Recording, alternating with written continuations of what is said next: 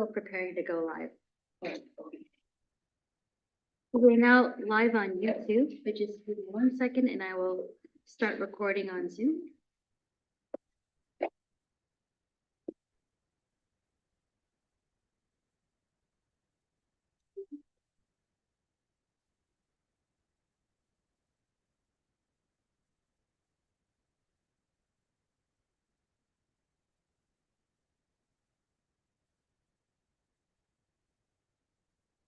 And the conference room in San Jose is about to rejoin as a panelist.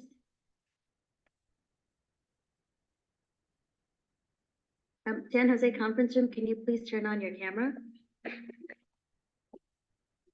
Thank you.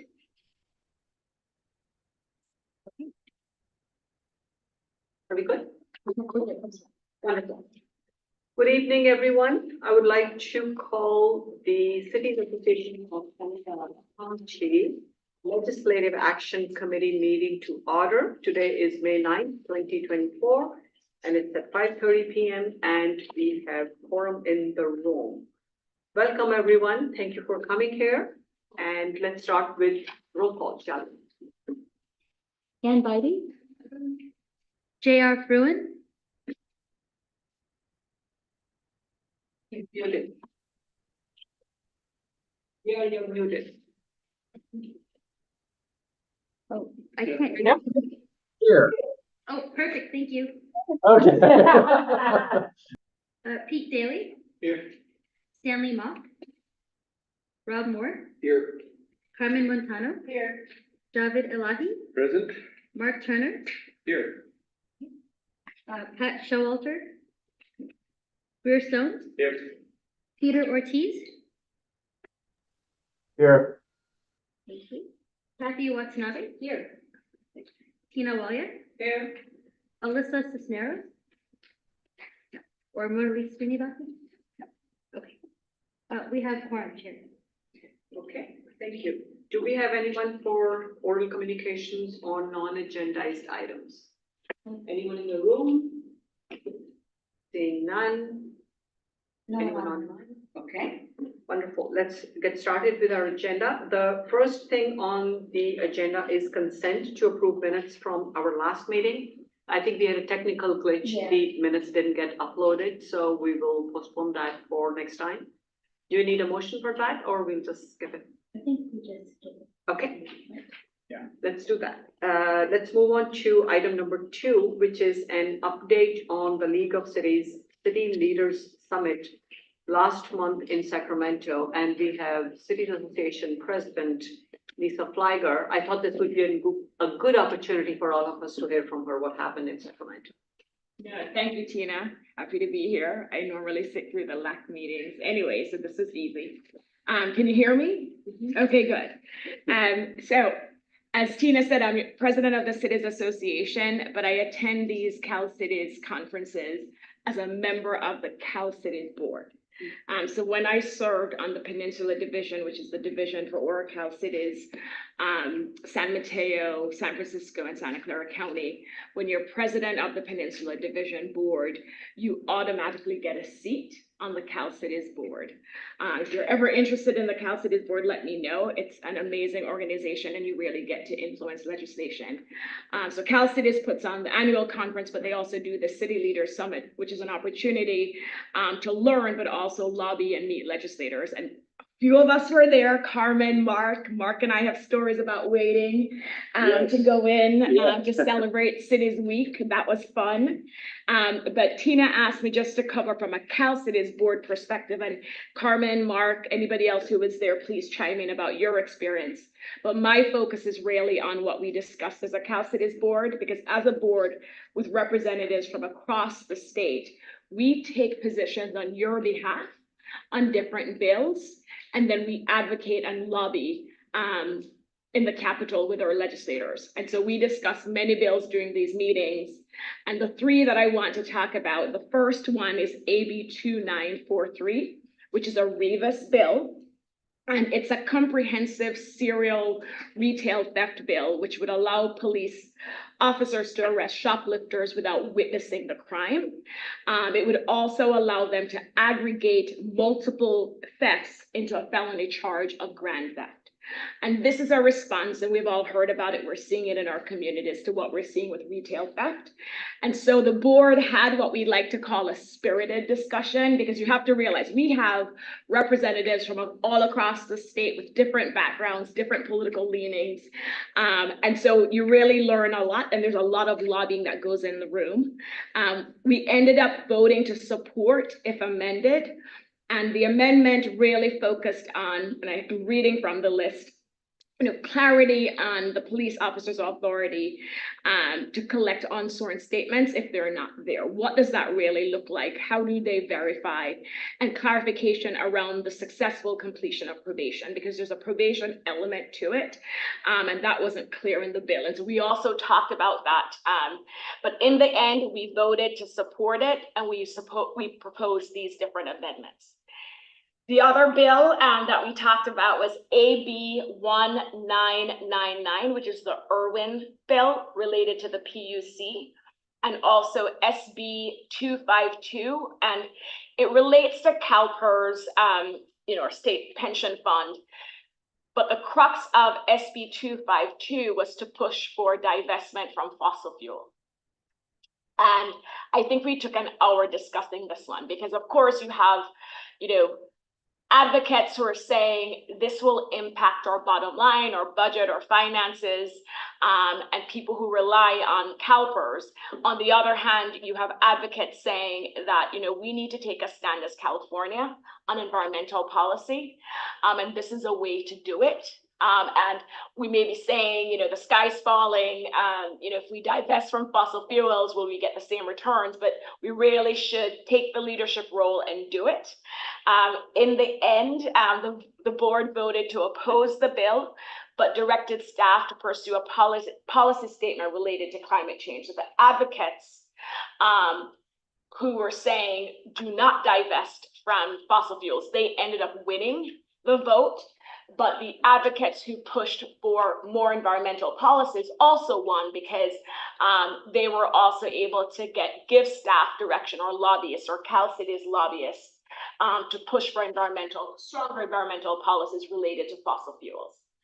And then the last one I'll quickly go over, it's AB 2085, and this is Rebecca Cahan, and she's from the East Bay, and her bill seeks to increase access to reproductive health care by requiring cities to allow the construction of community clinics in areas zoned for office, retail, healthcare, or parking. And what she's really looking to do is to ensure that, because there are, I think they said 22 cities now in California that do not have a Planned Parenthood or a similar type clinic within miles of those cities. And so what Rebecca is attempting to do with AB 2085 is for those cities that the only reason why they don't have a reproductive health clinic or a Planned Parenthood or whatever it is, it's because they've zoned out these types of clinics. She wants this bill to preempt it. So the board adopted a support position for AB 2085. If amended, we made recommendations on changing the distancing requirements, because depending on how your city is laid out, your downtown, Pete and I can tell you, we have different business districts throughout Los Altos. We don't just have a downtown. And so, depending on how your city is laid out, you may say it, should not be more than 4 miles from the center of town. What is the center of town? So we wanted more flexibility in the distancing requirements. Also, the definition of community clinics. In her current draft of the bill, at least the version we saw a month ago, it was very vague. And so her intent was really for reproductive health, but it didn't say that. And there's a lot of concern in the room about community clinics being broadly defined to mean like other types of services that I think some council members from other cities would not have supported if we didn't push for this amendment. So as you experienced during LAC, there's a lot of give and take, right? To get the support in that room, we needed to basically agree to recommend a redefinition of community clinics so that it was clear we were really only talking about reproductive health. And I think I just showed where my vote was. I was trying not to. So that was the third bill. And the three bills that really we have, all the bills, like we go through quickly, some are on consent, but there's some that we really go into and learn about and have robust and spirited discussions. And those were the three I wanted to share with the LAC. Any questions? And I invite Mark and Carmen, anybody else who was there to share, their experience in Sacramento. You all went up to the hill. We went together, but then Yeah. you went back and you met with Scott Wiener and others. I did not, You did but, not. right, but, we did have a group discussion about some of the bills that we've been talking about, with some of the other elected officials, which actually was very helpful, just getting different people's perspective on what we were all dealing with. So I thought that was worth the time and effort there. Carmen? No, I'm just thinking that the fossil fuel ones, they didn't mention fracking, because that's really the real thrust of the problem, that the fracking doesn't have any, teeth, to it. And we don't want fracking, but yeah. So, and then the other one was the community clinics. It shouldn't, if it's just geared for women, it shouldn't say community, it should say women's health clinic or something. Yes, so we made that recommendation to really redefine what community clinics means. That's how we got some votes to support it, because people were nervous about what community clinics referred to. Yeah. Go ahead. What was the discussion around 199?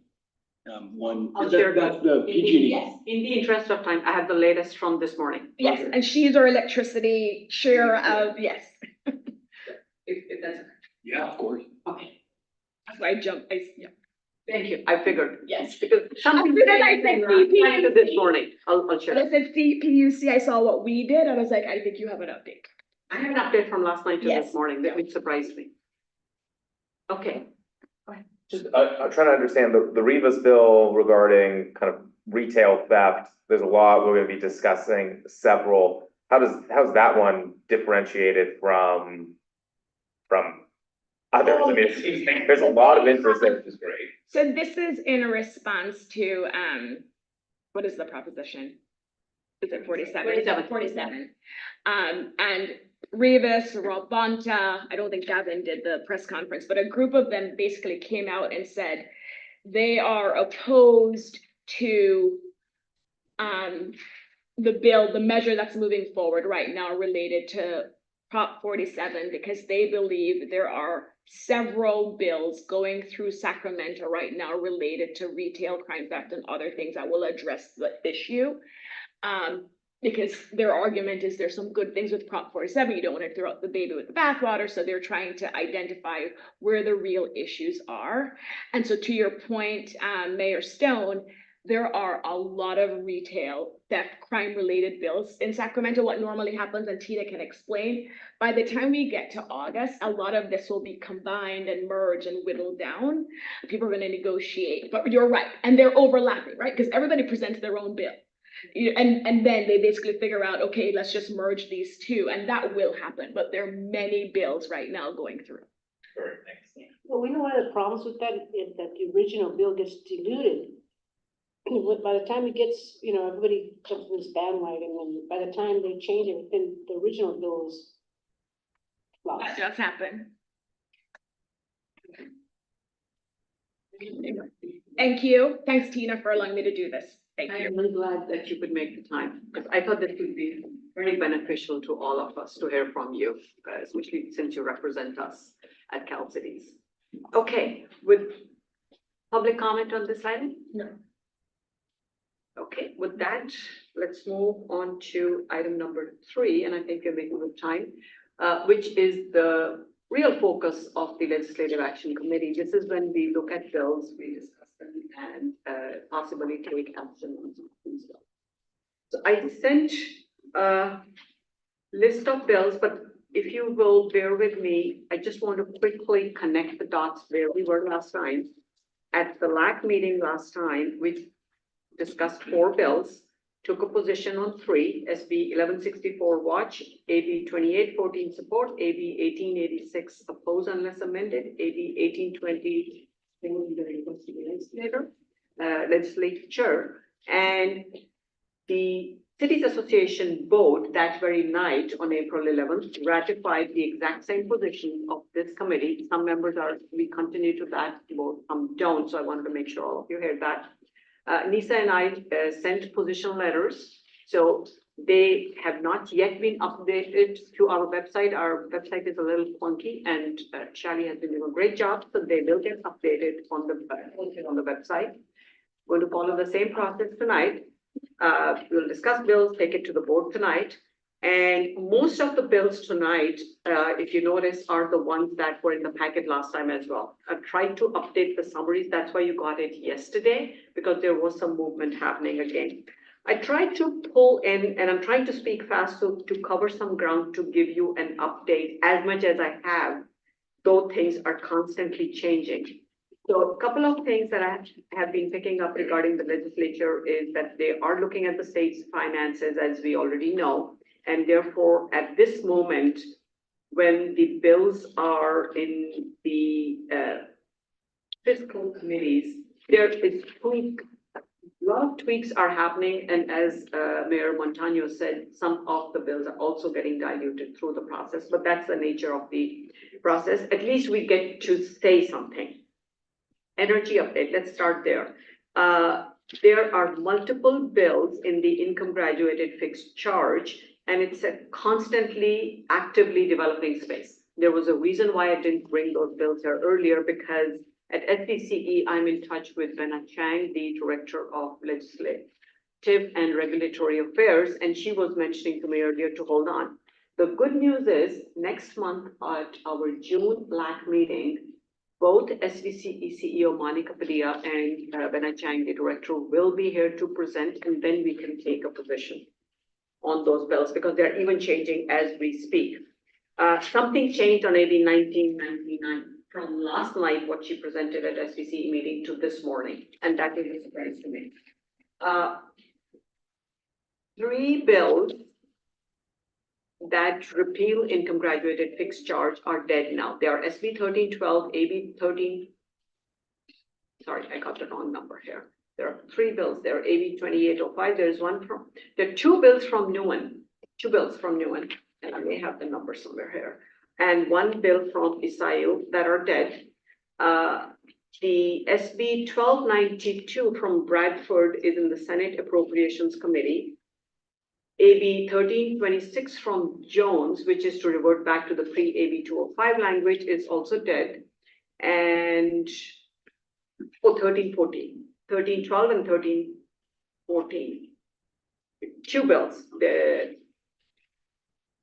in pretty much identical, which is to repeal the income graduated fixed charge.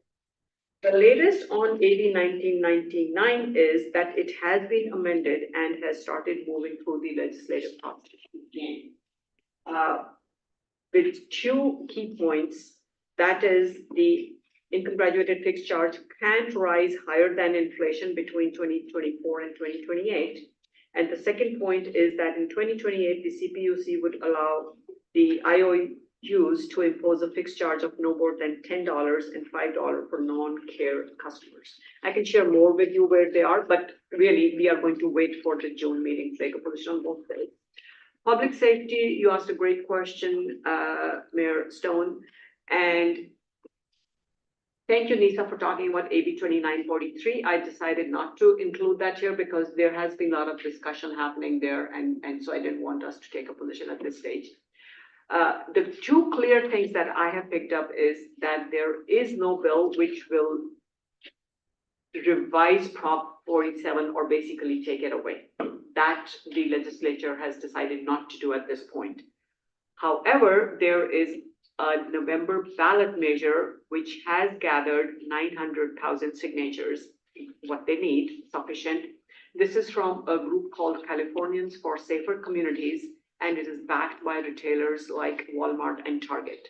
So we don't know what's going to happen there, but there are multiple bills in addition to what we supported last time that we have on our list tonight if we have the time on in the public safety space that we can take a look. What bill was that?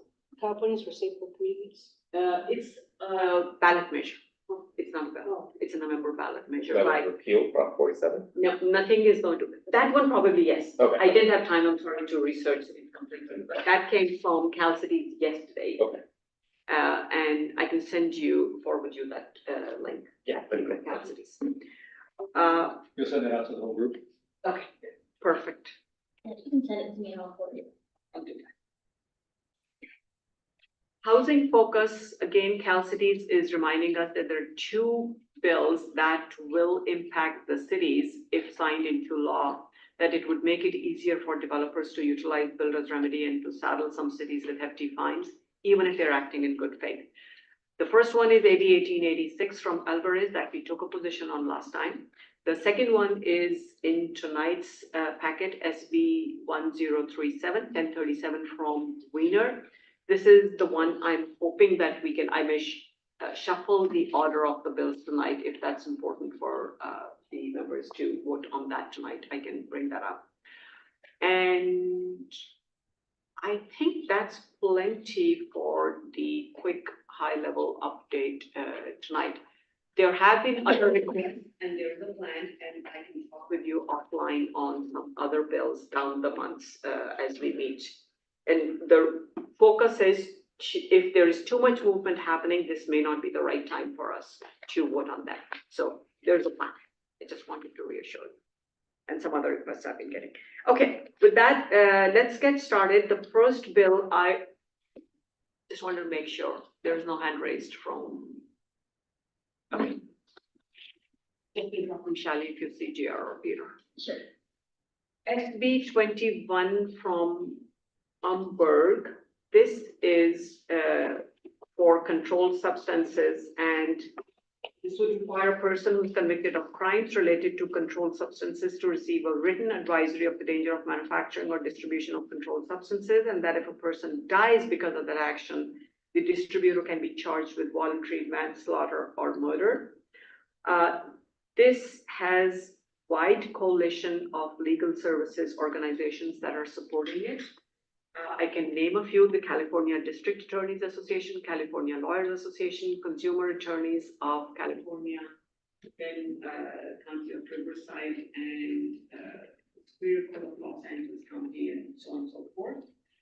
None opposition on file that I could find, and support is amended from Elder Law and Disability Rights Center, Public Law Center, and Community Legal Aid of Southern California. So any quick thoughts on this one? I mean, it seems a straightforward bill.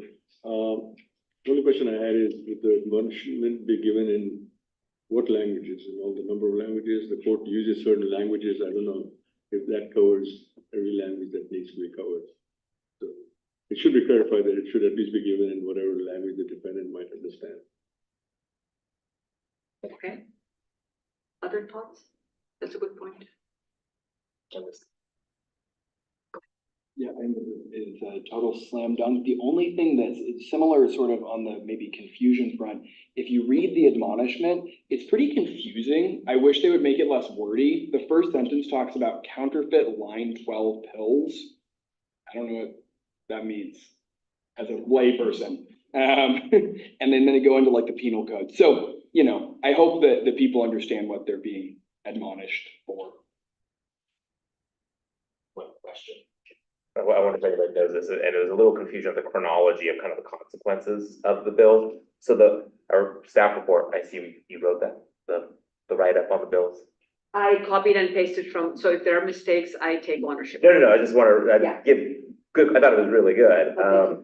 It said, this bill would require a person who is convicted of or who pleads guilty or no contest to the above described crimes as they relate to fentanyl to receive a written advisory of the danger of distribution of controlled substances, and that if a person dies as a result of that action, the distributor can be charged with homicide or murder. The bill requires that the fact the advisory was given be on the record and recorded on the abstract of conviction. So my question, does that mean that a person can only be convicted of voluntary manslaughter or murder after they've already been convicted of distributing fentanyl? And then in that conviction, they've been advised in writing of the dangers of distribution. And then after that conviction, they have to do it again, and a person has to die as a result of that later distribution. Okay, who can help me? I do remember this one I took from the state ledge website. So this information is correct. I updated it yesterday because they made some amendments from our last meeting's time. Who can help me? Any attorney here? Who can help me? I mean, as a pretend attorney, I guess I can say, I think your analysis is correct. Okay. Obviously, the first time somebody dies because this guy gave them a fentanyl, this admonishment would not convict him. Other circumstances might. The second time, this may help in the conviction. Yeah. I'm a recovering attorney myself, so that's my kind of, that's how I read it. I mean, I think it's better than nothing, but I think this is kind of more Sacramento politicians pretending to do something that shows that they're tough on crime, but actually not being tough on time. I mean, they already, these there is no, I don't ever remember a time in my life where there's been such a focus on the danger of an illicit drug than the attention fentanyl is getting right now. I mean, they all know the dangers of it, so we're gonna say, well, you gotta do it one time, and then we're going to give you this written admonishment that it was dangerous that you distributed. And then if you do it a second time, you're gonna get hit with these. I think they already have constructive notice the first time. So I wish they were being a little tougher on this and saying, hey, you distribute fentanyl, someone dies, here's the consequences. But I'm not in the legislature, so I support it because I think it's better than nothing, but I don't think it goes far enough. Actually, you raise a good point. You don't want the defendant to say, well, this is my first time, I never got the admonishment, so you can't charge me with manslaughter or murder. So maybe that should be built in, that regardless of whether this admonishment is given or not, if the circumstances are there for the defendant to be charged, this is not going to prevent him. The failure to having received an admonishment shouldn't be a get out of the jail free card. Yeah, yes, I wonder, does this actually make it now even harder for prosecutors if did they have that option before? And does this now make it even more difficult? Yeah, that's a good point. Yeah, I think it's too easy, because this is provides treatment in lieu of jail. So, Yeah, it's a written advisory plus that I had discussed with someone earlier. That's what they said. It's a good, but it's better than nothing. yeah, it's better than nothing. I think that was my question, is the substance education treatment program in exchange for prison time if they agree to this written thing? I think not the second time. Not the second time. That's how I read it. Again, I'm not an attorney, so. Question two, it says the mandatory drug treatment, SB 21 requires those convicted of fentanyl-related offenses to complete a mandatory drug treatment and or court program. How many times? I think after the first, Or is there? I read it as after the first time, once they have received the written advisory, the second time, they can be charged with manslaughter. That's how I read it. Okay, that would be good. Yeah, I agree. It's better than nothing, but sometimes it's nothing better than a compromise where we can go back and do something different. Because we might look at this and go, well, that's passed, so we've addressed that, so.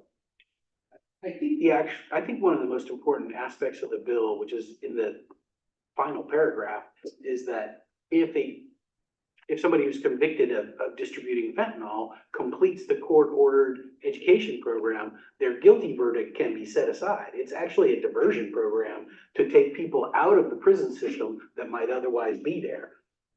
The wording, the way it's, the way it's worded is a little bit confusing, but of all of the actions that are mandated by this, that's the one that seems like the most significant to me, because it's not significant to give somebody a written admonishment that they could be charged for manslaughter if they kill somebody with their fentanyl. Yeah, I mean, it's.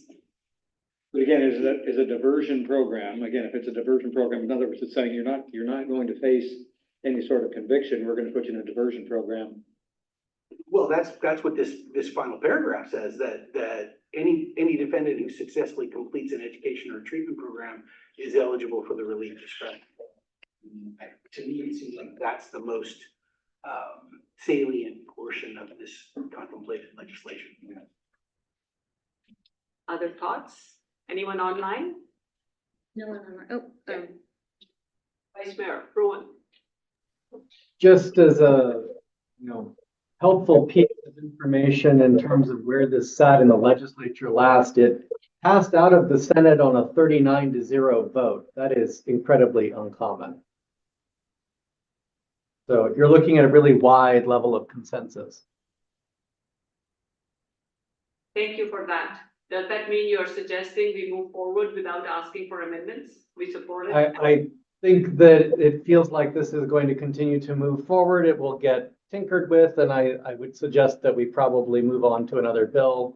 With that, I'll offer a motion that we support SB 21. Do you have a second? Second. Okay, so we have a second, Councilmember Moore. Any other thoughts? Should we move on? I like that idea. Santa Clara is not taking a position on it because it's not part of our city's public safety, legislative policy, so I'm out. Okay. Okay, Shelley, can we have a vote, please? motion to support SB 21 by Rubin, second by Moore. I'll do it by city. Campbell. Cupertino. Aye. Los Altos. Abstain. Okay. Los Gatos. Aye. Milpitas. Yes. Montesrino. Aye. Morgan Hill. Yes. Palo Alto. Yeah. San Jose. Aye. Santa Clara. Abstain. Saratoga. Aye. With 9 ayes, motion passes. 9 ayes, 2 abstentions. Thank you. Let's jump to hopefully another quick one. Is SB 1095 from Senator Becker. Reason I'm moving that up is he came and spoke with us last time, and this is one I'm pulling from the energy-related space. It had, however, been placed on the suspense file, even though it's in the Senate Appropriation Committee. This is the one that prohibits mobile home parks and homeowner associations from instituting barriers to electric appliances. Essentially pretty straightforward, concept-wise at least, that let's make it easier for people in situations where the homeowner association or the mobile home parks rules forbid people from switching from gas to electric. It has been sponsored by the Bay Area Air Quality Management District and is supported by US Green Building Council and a coalition of environmental and affordable housing organizations. And there's a long list, including Palo Alto Carbon Free and bunch of other lists, San Francisco Bay Area Planning and Urban Research Association, and so on and so forth, San Francisco Bay Physicians for Social Responsibility, Sierra Club, et cetera, Quick thoughts, so that we can move forward to some public safety as well as the housing build, right? So quick thoughts. Where's the league on this? Mayor Turner, They said watch, initially, right? did they say watch? Did I put, This one only has a summary. yeah, then they haven't taken a position. Thank you, Shelley, for quickly checking. Okay.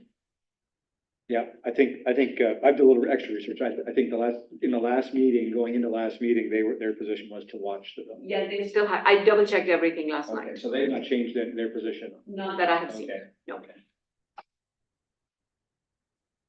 Santa Clara is going to support it, based on our sustainability and environmental protection legislative action that the city supports legislation that provides residents with incentives for undertaking decarbonization activities. So we will support. Okay, other thoughts? Support. Okay, anyone else? Is there anything that you find in the bill not quite? Michigan doesn't have any mobile home parks, but we'll support it. Same in my city. I think it's one of those positive things that Senator Becker is trying to do. And even the name itself, it just says the Cozy Homes Cleanup Act. It's one of those feel good bills. Any thoughts online? I don't see a hand. Do I have a motion to support? Oh, Councilmember Ortiz. City of San Jose supports it. I motion to support SB 1095. Okay. One second, second. I'm sorry, who's second? Montano? Mayor Montani. Okay. Do we have a vote, please? Motion to support SB 1095 by Ortiz, second by Montano. Campbell? Okay. Okay, Cupertino? Aye. Los Altos? Aye. Los Gatos? Aye. Milpitas? Montestorino? Aye. Morgan Hill? Yes. Palo Alto? Yes. San Jose? Aye. Santa Clara? Yes. Saratoga? Yes. Motion passes with 10 yeses and 1 abstention. Okay, let's move on to SB 1037 from Senator Wiener. This is a planning and zoning bill for the housing element enforcement. It has been sponsored by the Attorney General, Rob Bonta, and is supported by various housing advocacy organizations and DMD organizations. The bill is also opposed by various associations representing the cities and advocating for local control. The hearing is set for May 13th. That's the reason I'm moving this up. And the League of California Cities is opposing it, as well as California Contract Cities Association and a couple of other things. But as I said, sponsored by the Attorney General. So the questions that I picked up from the Cal Cities position or discussion, I should say, what they are presenting it as 2 key questions, that this would allow the stated AG to ask a court to fine a city that fails to adopt a compliant housing element or violates the state laws that require ministerial approval of certain housing projects. And the fine could be as much as $50,000 per month. And is that a fair thing? That's essentially why I pulled this up at a higher level. And is this appropriate? Is this the right thing? Because unlike existing laws, SB 1037 will not give the cities time to correct their actions before penalizing cities. And even cities acting in good faith would need to pay the AG for all the investigating and prosecuting costs. That was kind of the concern expressed that I was able to see. I'm going to pause for a second. Mayor Klein, would you like to join the meeting? Because I can join this. Give me a moment. I didn't know that Elizabeth hadn't shown, okay. so. Okay. I will be there.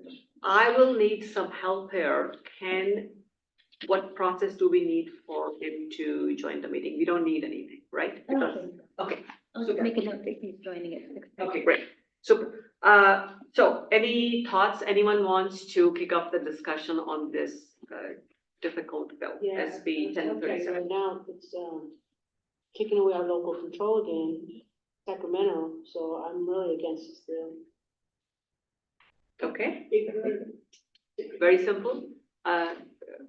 Councilmember Yahi, I'm sorry, it's a mouthful to, so I apologize. Please go ahead. I was just saying there's a ruling in Southern California by the court that the NCD has no jurisdiction, can't regulate the charter cities, and there's five charter cities that have filed the lawsuit. I don't know if you guys are familiar with that. SB 9. No, that's SB 9. Yeah. And basically the whole question of which control can the state exercise. I think we've always opposed state exercise over local control. I think cities are best suited to decide what kind of zoning they want to do. This is like putting more power within the state to force the cities to do what the state wants. And the cities are already doing what the state wants. And by the way, Montessorino's housing element got approved last week, so. Not the kind of housing element we have wanted, but something got approved. So I mean, Mercer was this. Gives too much power to the state as it is. You Okay. might as well do away with the cities and have no cities and no counties, and just have individuals living in their own homes. Might be the way to go. The town council will oppose for all the same reasons stated. I don't even know, and I've asked staff this question so many times, how much money we've already spent on trying to get our housing element certified. We just submitted our third letter. The state keeps moving the goalposts, and so I think until they can clearly define exactly what it is that they're looking for from every city and treat every city fairly and actually provide funding to be able to address the infrastructure needs and other services and help us pay for the affordable housing component. I think this is just such an unfair process, and now to say that they're gonna penalize us for missing some of these deadlines, or it's more vague, big brother, actions by the state, so we're definitely strongly opposed to this. Okay, and we did add the letter from CalCities in the packet. Okay, online, I don't know if it's Councilmember Ortiz or Vice Mayor or Yeah, both. Councilmember Ortiz here. The official position of the city is no alignment, so we're neither supportive or against it. I believe that we need to have some accountability for our smaller surrounding cities. Right now, the city of San Jose is bearing the brunt of housing production here in Santa Clara County. And, you know, I don't know if this is the bill to do it, but I don't think we should be dismissive because then, you know, our smaller cities around the city of San Jose won't be doing their fair job on building housing production. So I just want to, you know, challenge this group to think outside the box and make sure that all of our municipalities are doing their fair share. Thank you. I move to oppose. Second. So we have Mayor Turner move to oppose and Mayor Stone second. Any other quick thoughts? If you could, I did have a thought, actually. Oh, go ahead, Vice Mayor. Sorry, I wasn't sure if that hand was, we need to have two virtual hands raised. So just a few things to pick up on something that Mayor Stone mentioned a moment ago. You know, the sort of the question of what is the larger picture here in terms of what the state would be holding us accountable for. And it was only a couple of days ago that Assemblymember Ward, together with HCD and the governor, put out a statement in connection with a bill authored by Assemblymember Ward, AB 3093, that would significantly reform the regional housing needs determination process and everything that is associated with the housing element.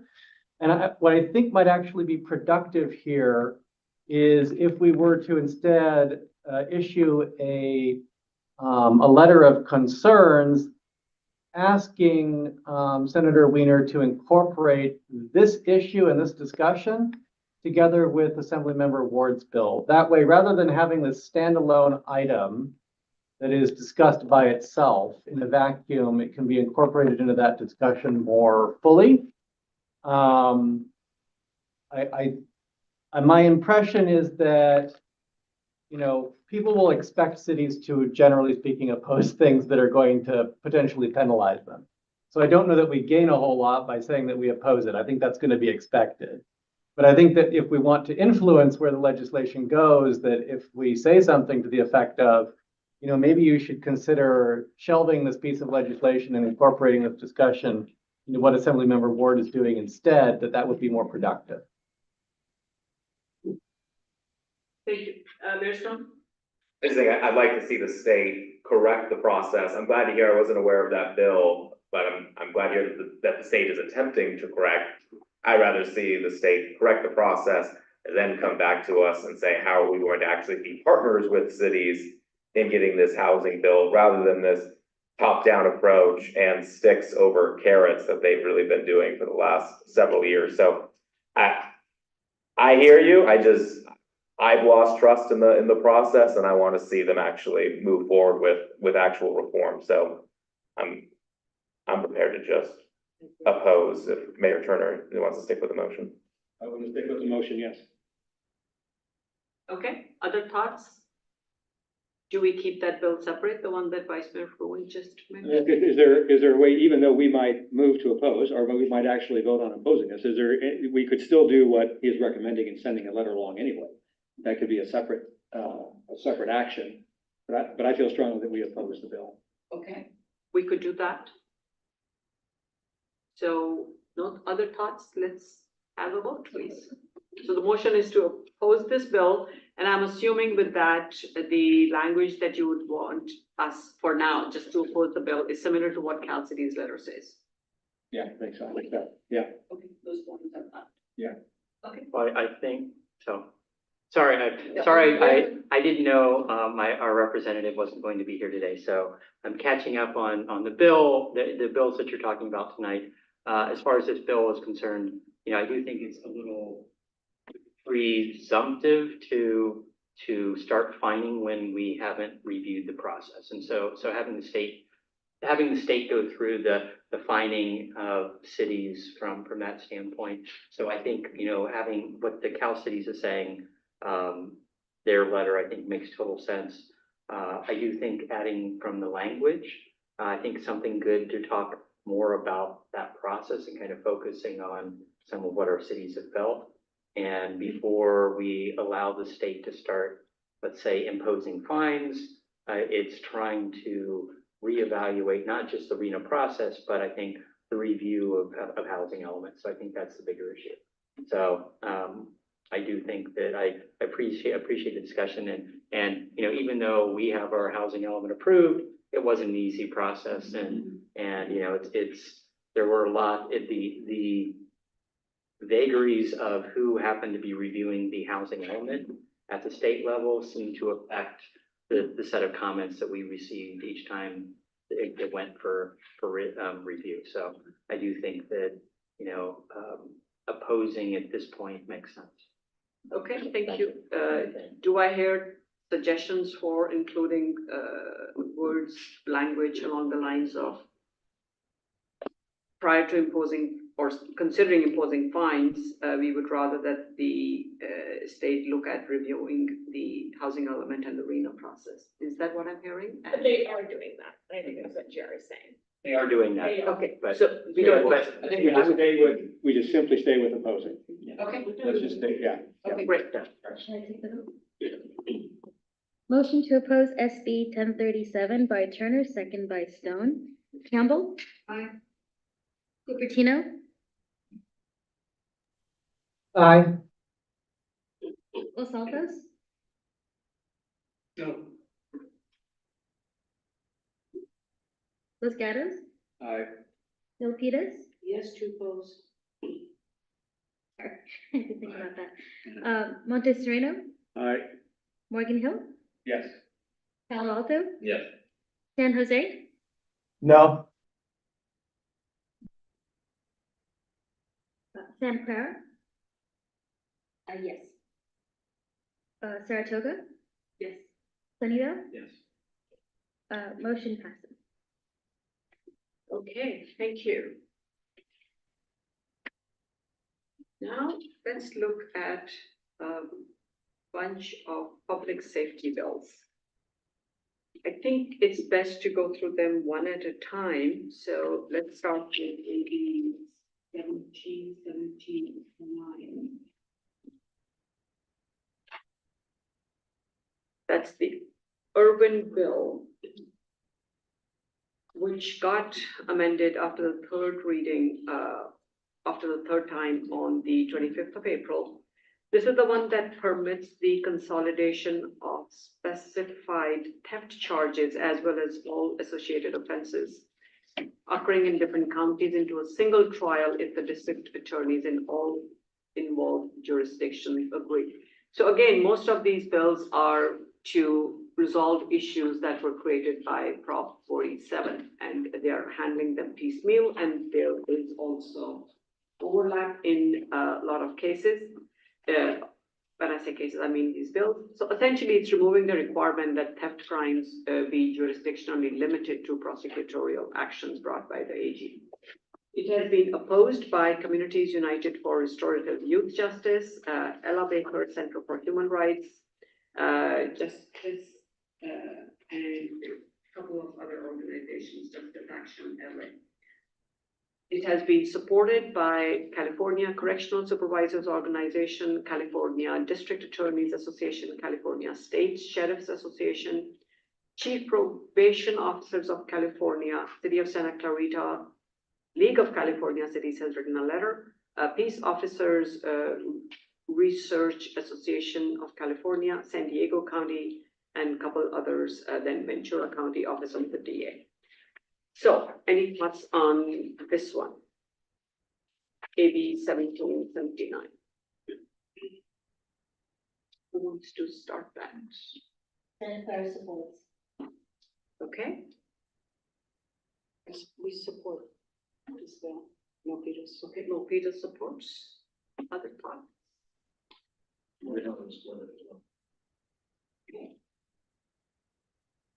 Has the district attorney come out with a position on these? I Jeff don't Rosen? think so. He worked with Assemblymember Lowe on a very similar bill that would aggregate the total value of items stolen and allow prosecutor from any of the jurisdictions impacted by any of the individual thefts to bring the charges. So really similar wording that Jeff Rosen supported. Different bill, I don't remember that. So is there a possibility then that this bill will merge with that one and it will become? There are like 4 or 5 bills here which may ultimately merge, and I could keep up with only some of those. And It's very confusing. It's somewhat similar, but very confusing. yes, I agree, and thank you for saying that. I believe ultimately one path forward may be the one that Nisa mentioned earlier, which was, I'm trying to find the number, AB 2943. That is one of the more comprehensive ones. The others had some overlap. And that's a Reba stuff. Yes, exactly. And that came out later on. Some of these other bills that we are talking of started earlier. They have some overlap in some cases, but not necessarily. And there have been a bunch of bills. That's what I know. If somebody else knows more, please share. I think we'll end up supporting each one of those bills, and then they'll merge, and then we can look at them again. Okay, so for now, does it make sense for us to express what is helpful for our cities, which is to support these bills? Yeah.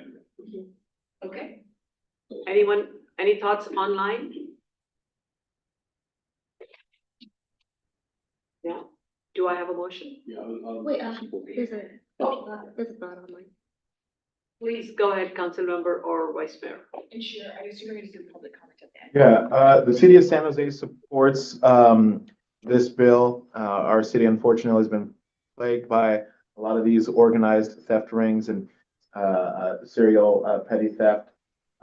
It's mostly impacting our mom and pop small businesses, especially our immigrant-owned small businesses. So we support it, and I'm in support of it as well. Okay, wonderful. So I'll move to support it, and the small city of Montecito supports San Jose's effort to curb crime. That's called working together as a larger family. Second. Okay, Mayor Turner seconds that. Let's have a vote. Okay, motion to support AB 1779 by Elahi, second by Turner. Campbell. Cupertino. Aye. Los Altos. Aye. Los Gatos. Aye. Milpitas. Aye. Montessorino. Montessorino. Aye. Morgan Hill. Yes. Palo Alto. Yes. San Jose. Aye. Santa Clara. Yes. Saratoga. Yes. Sunnyvale. Aye. Motion passes unanimously. Okay, again, next very similar one, AB 1794 by McCarty. Please excuse me, I considered putting all of them together, but I know some cities may support one of these and not the other, so I figured the process is a little clunky, but it may be best to go through it one bill at a time, even though there is an overlap. So AB 1794. This would allow prosecutors to aggregate multiple thefts with several victims. This is slightly different than the jurisdiction part that we just talked about. And this has been referred to the suspense file, but we'll find out in the next couple of weeks where it goes from there. The opposition is by California Public Defenders Association, Pacific Juvenile Defender Center, and Vera Institute of Justice. Whereas a very long list of support, including CASCC. I'll quickly zip through some of these names. Surprisingly, most of them, when I'm eyeing them, they look like Southern California for some reason. Arcadia Police Officers Association, Burbank Police Officers Association, California Coalition of School Safety Professionals, California Narcotics Officers Association, California Police Chiefs Association, California Reserve Peace Officers Association, California Retailers Association, goes on and on. Fullerton, Monterey County, Newport Beach, Novato, Palos Verdes, Riverside, Santa Ana, Los Angeles.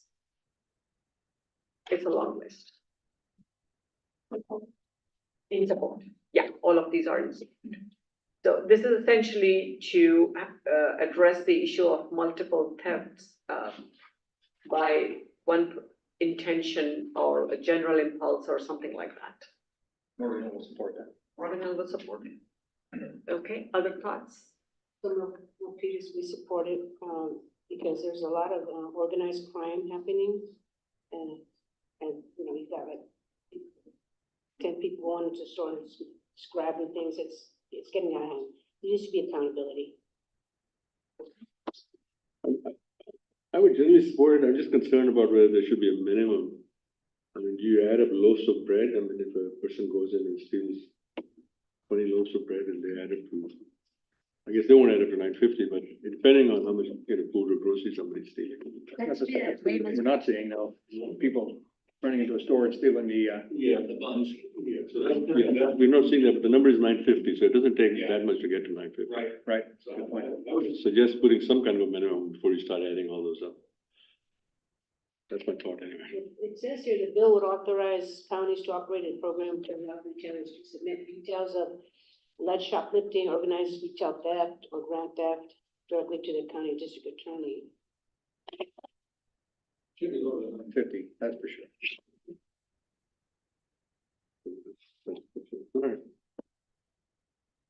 Putting a number on the individual thefts defeats the purpose of the bill. I'm not for putting a number on it, I'm just saying, if we're gonna adjust that number, I think it should be much lower than 950. Yeah, I don't think we should do anything to the number, and thefts add up. The problem is these criminals are actually outthinking the system and gaming the system.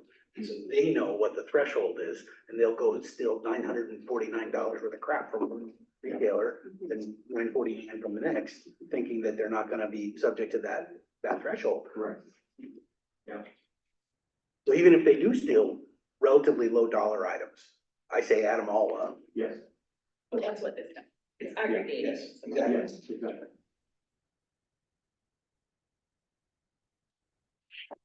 I'll move to approve. Second. Sorry. Motion to support by Turner. Sorry. I'm sorry, who seconded? Was it Montana? Any comments online? Any other board? Motion to support AB 1794 by Turner, second by Montano. Campbell. Cupertino. Aye. Los Altos. Aye. Los Gatos. Aye. Milpitas. Aye. Montes Reno. Aye. Morgan Hill. Yes. Palo Alto. Yes. San Jose. Aye. Santa Clara. Yes. Saratoga. Yes. Sunnyvale. Aye. Motion passes unanimously. Thank you. Two more in this space, AB 1772 by Reynolds. And that one is also related to theft crimes. The bill states that if the value of the property taken exceeds $950 over the course of distinct but related acts, the thefts may properly be aggregated to charge the defendant with grand theft. So again, same space, minor differences. And what's the general opinion? So I just jump over. 1772. I know I'm moving around. I'm looking at the time to see as many we can get done. That's why I'm jumping back and No forth. problem. Yeah, I support this. It seems all same theme. Same thing, yes, yeah, exactly. Well, my city supports it. Cal City supports it. I could not find other details on this as to who is supporting or opposing this. Cal City sent a letter earlier, then after its amendment, Cal City sent a separate letter specifically for this. That's why I included it in today's list versus last month's. I'll move to approve. Okay. I just had a question. I may have copied it down wrong, but is this the bill that asks the governor to report something to the legislature, or does it have some teeth in it? Yeah. It's just a reporting bill. No, it does more than that. It also, and so whenever Cal Cities takes a position, it's actually the board that's voting on it, so we discussed it. And there may be, I know there are discussions happening.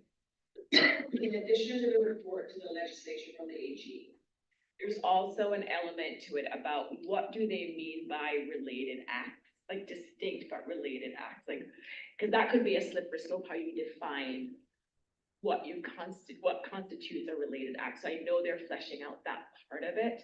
So there's more pieces to this bill than just the report that would go to the legislature. It's also aggregating, if it exceeds 950, aggregating distinct but related acts. I remember we discussed it. What does that mean?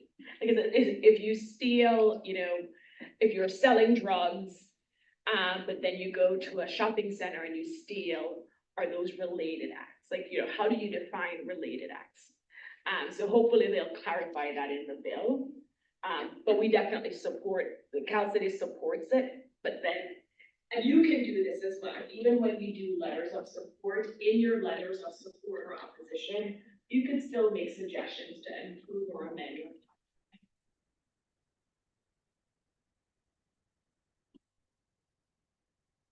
I saw a motion and a second. Would you suggest adding something else?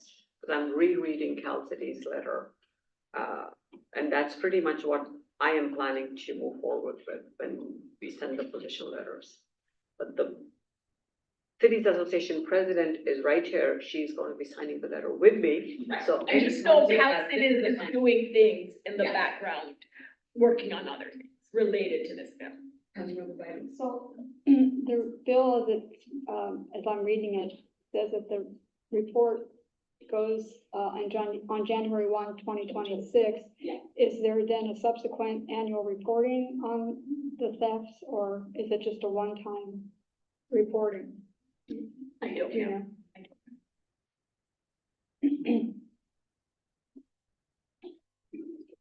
This summary makes it look like the initial report is based on the number of thefts that occurred during the state of emergency, Right. so it doesn't seem like, from that, it doesn't seem like it would be an annual report. But it could, right, I could see pushing to get an annual report or biannual Well, report. it would be interesting to see that if there was a decline or Correct. increase, and That's a how this legislation will affect that. are you suggesting that? No, I we- just was curious, Okay, I had the same to know thought. whether or not it's, because sometimes these bills, it adds an annual, some type of a commitment annually to do something. So I was just curious. Perhaps, just like we do in our cities, if this works, by 2026, there may be yet another bill which they want to make this permanent, not just for the emergency. And that's one way, I know, that's how we handle some things in our city. Maybe that's what the legislature will do. I don't know. It just, I mean, the text that's there right now doesn't seem to need anything. I mean, it's reporting whatever happened during COVID-19 emergency. Hopefully that's already been reported. COVID's gone. Then it's providing more information. So I'm not sure what the need is, but if somebody has a need for it, they have a need for it. I was personally lost, that's why I didn't bring it up last meeting, but when I saw CalCity's taking a position and some other, I figured it's worth having a discussion, and we don't have to take a position on everything that I'm presenting here. What did CASCC's? They support it. Yeah, they're generally supporting most of these bills. One way to look at it is we look very carefully at each bill. The other is a general approach. We are sending a message to the state. We're not just making noise about the housing stuff. We actually support the good stuff that you are doing for our cities that impact, because crime is impacting all the cities here. And we want to support even these little bills which have a heavy overlap. That was one of my thoughts, to bring maybe a bunch of them here today. That's an indirect message as well. Councilmember Moore. Did you get a sense about, is the author going to define related crimes? Because I feel like that is. So that was one of the things discussed, so I know that will be communicated to staff. And we'll see, but it needs to be defined. Yeah. Yeah, I would support this as long, and maybe we put in our letter, clarification about that they can't be, like what you described. Yeah. And I'll just so I mentioned Prop 47, and it's going forward, it has the signatures for November. But we do not know if it will pass, if it will actually go forward. Anything can happen over the summer. So that's another reason why you're seeing such strong support for these bills, because we don't know what's gonna happen with Prop 47, and we wanna make sure that we're putting things in place and laws in place that address the real issues that we're concerned about. So it's good to support these bills to the extent we can, and identify areas to improve them. Because we have no idea what's gonna happen with Prop 47. That's great. So are we ready to move? There's one more Berman bill in the same space, and then an open meetings bill if we get through today. This seems more like a holding bill than anything else. Or we can just not watch. Bill is one that I would really hope to get to, because it's been a topic for us. Okay, do we want to just watch on this, though we do have a motion and a second? Do we want to vote on it, or? For me, we should vote on it so we can send a message. Let's have a vote. Motion to support AB 1772 by Turner, second by Watanabe. Campbell. Aye. Cupertino. Aye. Okay. Los Altos. Aye. Los Gatos. Aye. Milpitas. Aye. Montesrino. Aye. Morgan Hill. Yes. Palo Alto. Yes. San Jose now. Aye. Santa Clara. Yes. Saratoga. Yes. Sunnyvale. Aye. Motion passes unanimously. Sure, if I may. Just a suggestion, and I know we'll sign the final letter. If there's any city here that actually has statistics to say in my city, commercial burglary, like Palo Alto, Morgan Hill, commercial burglary has gone up over the last couple of years, that's good data for us to include in our letter. Because CalCities is a statewide assessment. If we have specific numbers to show how it's impacting our cities, we should include it in our letter. Which level of crime are we talking? Which way? Commercial burglary, retail theft. Who do we send it to? To Sean, because when we draft the letter, so we can be very specific over the last 2 years. Oh. Because last time Neat and I were working with some crazy schedules. If, at the end of the day, I would request. As soon as possible. As soon as possible. I can hold off on this one, but there are a bunch of bills, and maybe we could add that to all of them. We need that data. So I'll frame the letters and work with Nisa over the weekend. Because what we learned last time is between her schedule and my schedule, we were literally not able to connect till like midnight or some strange hours. Seriously, yes. She was in Sacramento, I was doing CASCC conference, and it was, maybe next week will be better. And I will tell you, so we always copy our local representatives on our letters, and they will quote us. So Becker, Berman, they love to, if we have specific Santa Clara County, they'll send Palo Alto and Morgan Hill. This is what they're seeing. I think that's good, because it sends a message, strong message. Yeah. So Monday, Tuesday, whatever works, the earlier the better, and Sunnyvale. I forgot your city, Larry. Another big one. I'm trying to find out if I can. okay, that'll be great. Okay, two more bills. One is a Berman bill, AB 3209. I think we can do both if we go through this very quickly and then get to the open meetings bill. So the Berman bill is on crimes against retail theft restraining orders. This has been opposed by the Vera Institute of Justice, San Francisco Public Defender's Office, and this has been supported by the Cal Chamber, California Retailers Association, League of California Cities, California AG's Office, California Business Properties Association, California Groceries Association, California Retailers Association. And because it's one of our local assembly members, I figured it was worth us taking a quick stab at it. He already came and presented and spoke with us here. So AB 3209 is the one that you're looking at. Morgan Hill will support. Morgan Hill will support. Other thoughts? Yeah. Morgan Hill will support AB 3209. Other thoughts? Yeah, we'll support it. Palo Alto will support it. I was actually going to just watch, because, staff would like additional time to review and analyze the bill. Okay.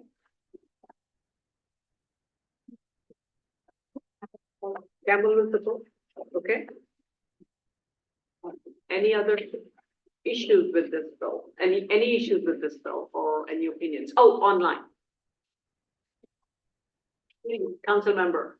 Yeah, it's real quick. The city of San Jose supports. We're dealing with a lot of harassment of small businesses, especially in my district, so we support it. Okay. Wonderful. We support it, Peters. Okay, so Peters will support it. If no other thoughts, do I have a motion? Move to approve. Okay, do I have a second? Okay. Moved by Turner, second by Moore, and can we have a vote, please? Motion to support AB 3209 by Turner, second by Moore. Campbell. Aye. Cupertino. Aye. Los Altos. Aye. Los Gatos. Aye. Milpitas. Montestorino. Aye. Morgan Hill. Yes. Palo Alto. Yes. San Jose. Aye. Aye. Santa Clara. Abstain. Saratoga. Aye. Sunnyvale. Aye. Motion passes. Okay, the last bill we are going to look at tonight is AB 817 by Pacheco. It's on open meetings, teleconferencing for subsidiary bodies. This measure would remove barriers to entry for appointed and elected office by allowing non-decision-making legislative bodies to participate in two-way virtual teleconferencing without posting their location. I believe this is the one that started last year. I haven't seen too much activity, but this generally seems to get a lot of support, very widespread support, including CalCities, AARP, City of Mountain View, BACMET, and quite a few cities and counties in Southern California. So why don't we start some comments from Vice Mayor Daley from Los Altos? I think we all want to have more participation by residents in government, and when we're talking about commissions that are not making, decisions, not voting on things, I don't see any reason why those commissioners couldn't participate by Zoom. Most of our residents and most of our commissioners have indicated a very strong preference to be able to do this, and as a body, our council has not been able to allow it simply because of state law, but we have had a desire to do it just like that. We've even asked our city attorney, is there a way we can get around it? So then we're inclined to support this.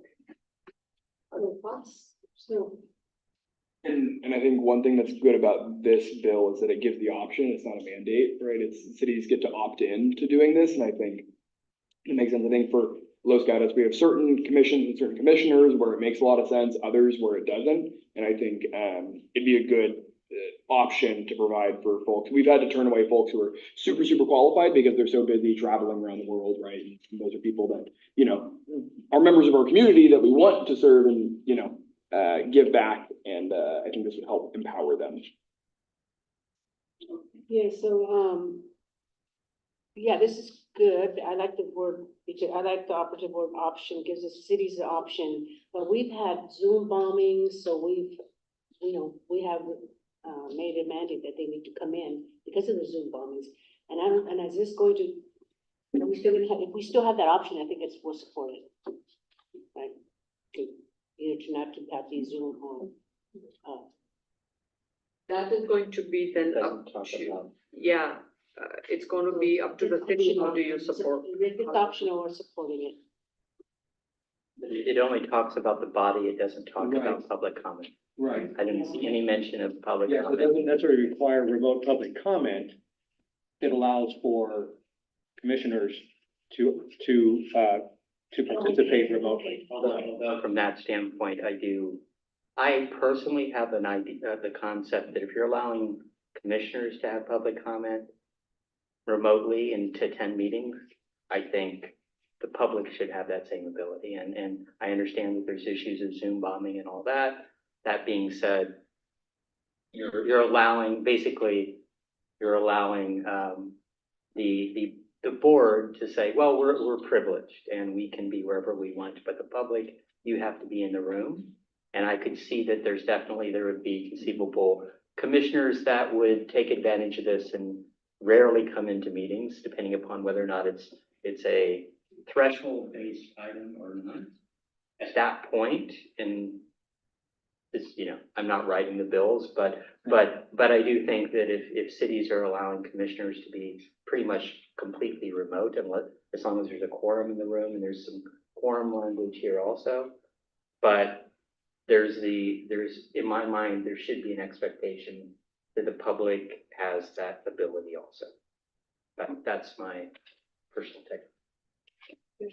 Well, I know right now the law does require if any participant of a meeting is virtual, you do have to allow then virtual comments.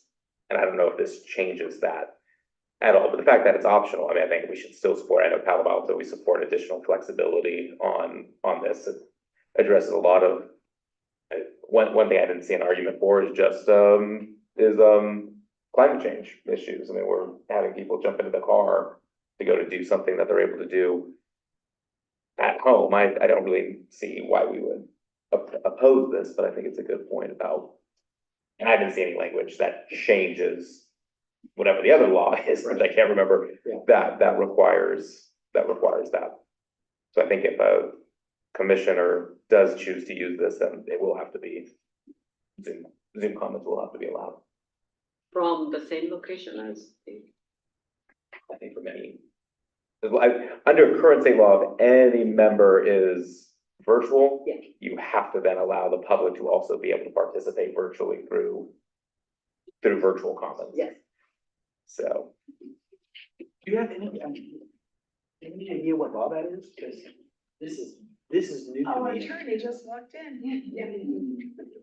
It's the Brown Act.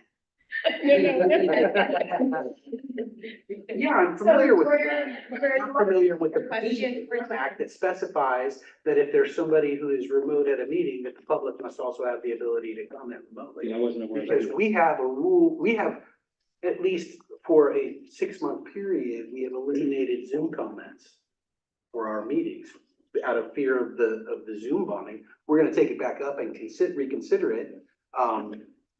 But we have had meetings where people have participated remotely and we still have not allowed Zoom comments from the public. Oh, Pete, we actually haven't had where council members have participated remotely. I think that's what Rare is saying. If a member of the body And Jenny, listen, if a member of the body is participating virtually, then we have to allow for virtual public comment. Is there such a law? I think Lynette's the only one, who's participated in the meeting remotely, and we may not have had Before. yes, I think. Jenny, there's a strong. So if the council member is participating due to just cause or an emergency, then it has to be the kind of meeting where they can participate, the public can participate remotely. If it's your typical teleconference rules, there's no requirement that actually is in the. You're talking about an agendized separate location, Yes. like San Jose is doing today. Right, Just give you the context. which is your traditional teleconference. Correct. Just to give you the context, we are looking at Bill 817 for open meetings to have teleconferencing ability for members of the body. And one of the questions that came up was, even though it's an option if the bill becomes law, does a city have the right to stop public comments taken in a virtual or teleconferencing manner? And the question, Legislation. and the question was, what is the current law? So just so you know, we're not looking at the situation here, but we want to understand what So, the current law. so you have your traditional teleconference rules that we had even before COVID. Brown Act. And then you have your, as an alternative, if there's a just cause or an emergency, you can have a teleconference as an alternative teleconference, provided that you conduct the meeting virtually so that the members of the public can participate. Thank you. Does that help? Do we want to take a position? Do we want to add language, or the fact, as was pointed out earlier by Councilmember Moore, that it's an option available to the city if it becomes law? And so is it important for us to even comment on that or not? You have more thoughts? No, I'll move to support. Okay. Second. Any thoughts online? Any comments? I just call you online. I know you're virtual. San Jose, Cupertino? No thoughts? Okay, let's have a vote. Motion to support AB 817 by Moore, second by Stone. Campbell. Cupertino. Aye. Saltos. Yes. Losgatos. Aye. Milpitas. Montestorino. Aye. Morgan Hill. Yes. Palo Alto. Yes. San Jose. Aye. Santa Clara. Yes. Saratoga. Yes. Sunnyvale. Aye. Motion passes. Okay, that brings us to most of the bills that I had sent a list earlier. I think so. Did we do 1794, or in any case, we are out of time? Yeah, okay. With that, I would like to adjourn the meeting. Thank you all so much for going through all these bills. See you in a month. Next time the focus is energy.